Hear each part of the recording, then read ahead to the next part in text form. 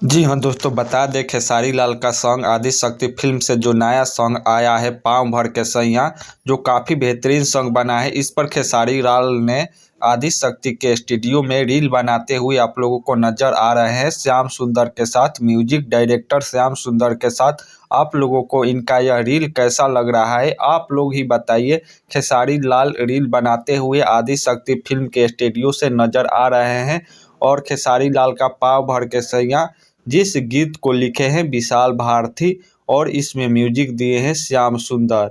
यह श्याम सुंदर हैं जो रील बनाते हुए आप लोगों को नज़र आ रहा है के साथ, जो काफ़ी बेहतरीन सॉन्ग बना है। आप लोग अगर आदि शक्ति फिल्म से जाकर पाव भर के सैया नहीं सुने हैं तो जाकर आदि शक्ति फिल्म पर पाव भर के सैया रिलीज हो चुका है, ज़रूर से एक बार जाकर सुने। काफ़ी अच्छा सॉन्ग बना है, बहुत अच्छा सॉन्ग बना है, आप लोग ज़रूर से जाएं।